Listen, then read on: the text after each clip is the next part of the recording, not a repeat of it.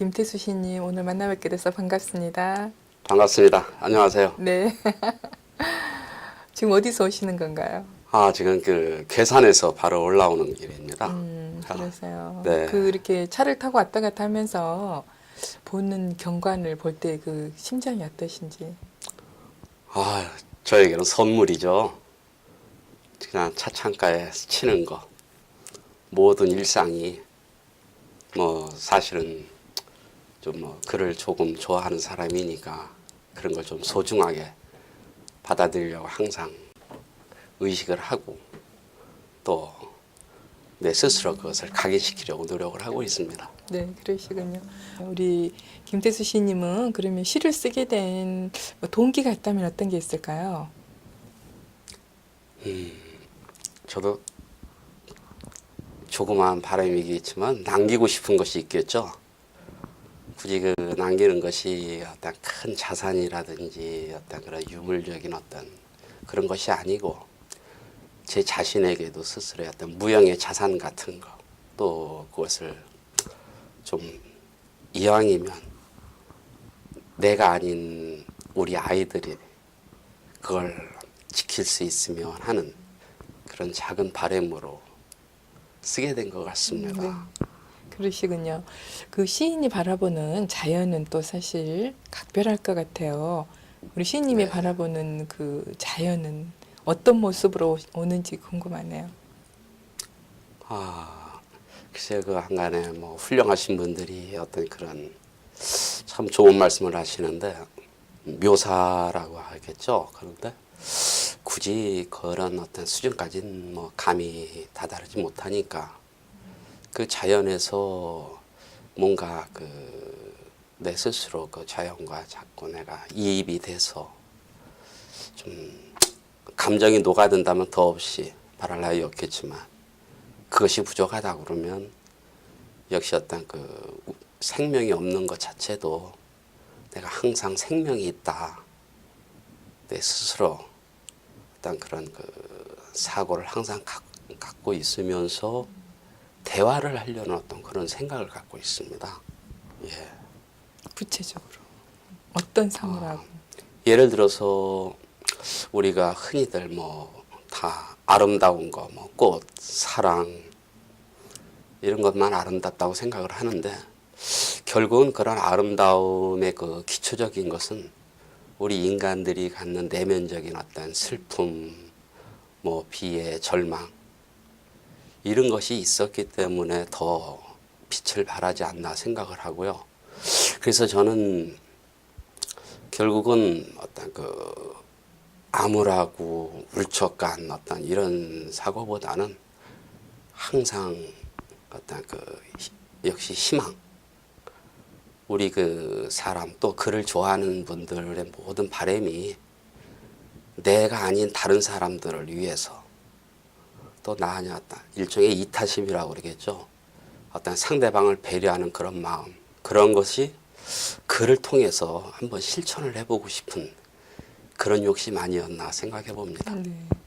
우리 선생님 지금 그 직업이 또 어려운 이웃을 또 돕는 그런 일을 하고 계시는데 부끄럽습니다. 그분들을 그 시인으로 일반 그 직업인이 아닌 시인으로 바라볼 때 그 관점은 어떠신지요? 너무 다양하죠. 그분들이 하루 일상 또는 어떤 살아오는 데 있어서 희노애락 거기에 따른 어떤 그 조그만 그런 그 구체적인 사유들은 많겠지만 결국은 우리 그 삶 자체가 참 어떤 그 즐거움보다는 암울하게 가지 않느냐. 그것이 어찌 보면 자연의 섭리고 좀 확대돼서 얘기를 하면 결국 우리 사람도 흙으로 가는 거 아닙니까? 그런데 우리 사람에게는 너무 큰 혜택, 만물의 영장이라고 하는 혜택 자체가 때로는 더없이 어떤 그 오만함을 자아내지 않는가 생각을 해보고요.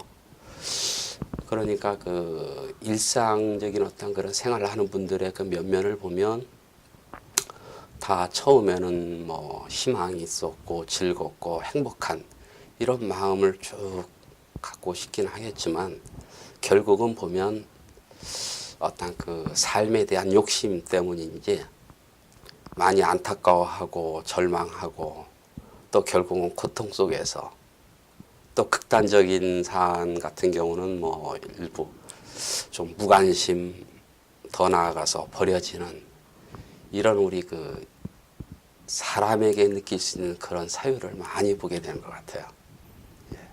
그러면 그런 분들한테 그 시인이 주는 메시지가 있다면 어떤 게 있을까요? 저는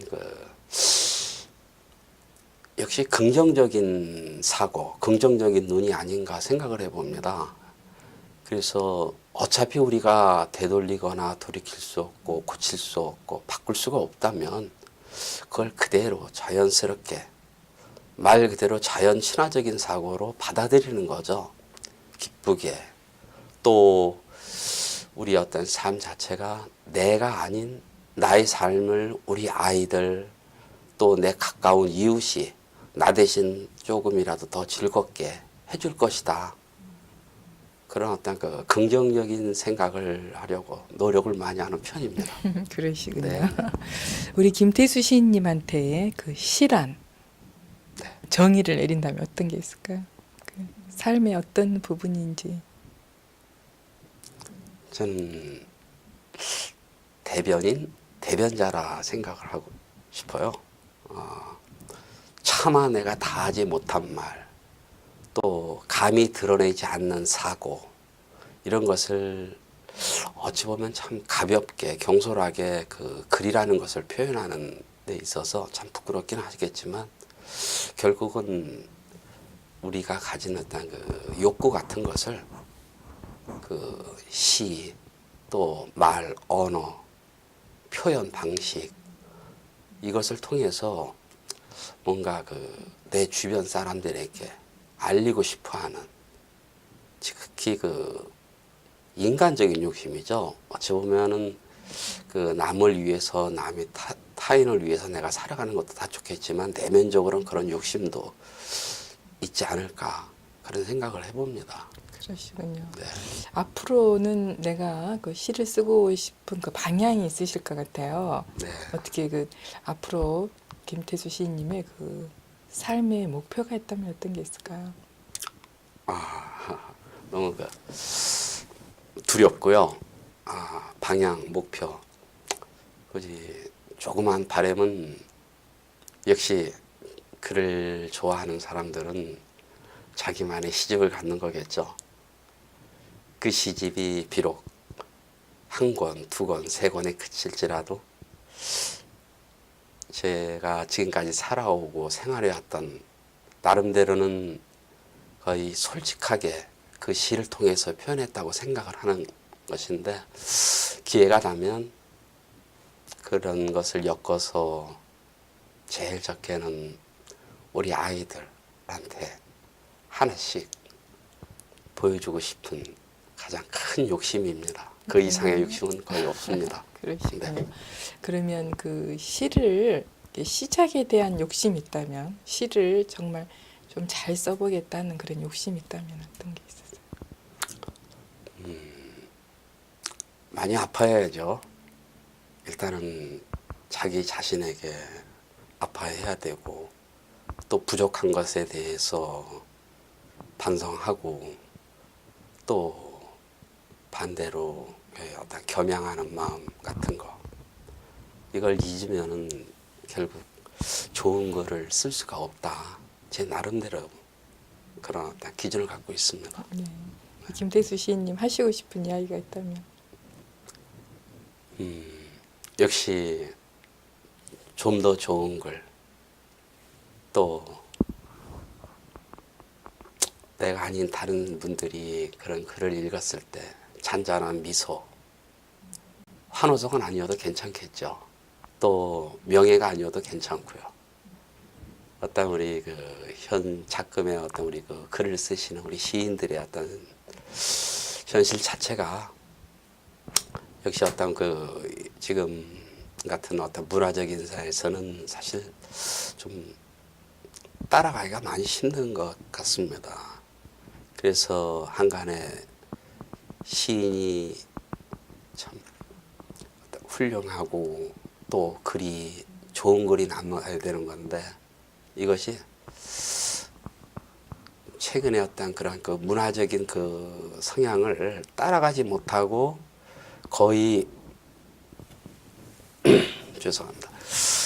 반성 또는 경험 이런 것 때문에 더 발전지향적인 것에는 조금 미치지 못하지 않느냐. 하지만 결국 시라고 하는 것이 수십 년, 수백 년 동안 우리 사람들 가슴에 남아있고 또 훌륭하신 분들의 글이 지금도 읽혀지고 그래서 저는 그 시의 방향, 앞으로의 발전 생각을 해볼 때 결코 비관적인 것이 아니다. 또 칭송받지 못해도 얼마나 자랑스럽고 기쁜 일인가 이런 어떤 그 감정을 표현해 봅니다. 네. 네. 우리 김태수 시인님은 글을 쓸 때 어느 때 가장 많이 쓰신가요? 자극을 받았을 때라고 할 것 같아요. 평범한 일상 중에서 강렬하게 기쁨을 느꼈을 때 또는 약간 침체될 정도로 좀 울적하거나 슬퍼지거나 또는 다양한 어떤 그 매스컴이라든지 이런 그 사회상을 보았을 때 뭔가 좀 부조리 이거는 감히 우리가 드러내놓고 할 수 없는 말을 시라는 형식을 빌어서 표현했었을 때의 그 작은 느낌 그래서 잘못하면 그것이 그 광시 우리가 흔히 얘기하는 그 풍자시라고 얘기는 하겠지만 그런 그 시향이 요즘은 거의 맞지는 않겠죠. 하지만은 우리가 그 좀 소외된 계층 역시 그 어떤 그 평범하고 누구나가 존경받고 같이 공유하고 모두가 행복해질 수 있는 사회가 됐으면 참 좋겠는데 뭔가 그 한 줄의 이력이나마 그것으로 그분들의 마음을 달랠 수 있으면 하는 그런 마음만 있습니다. 그러시군요.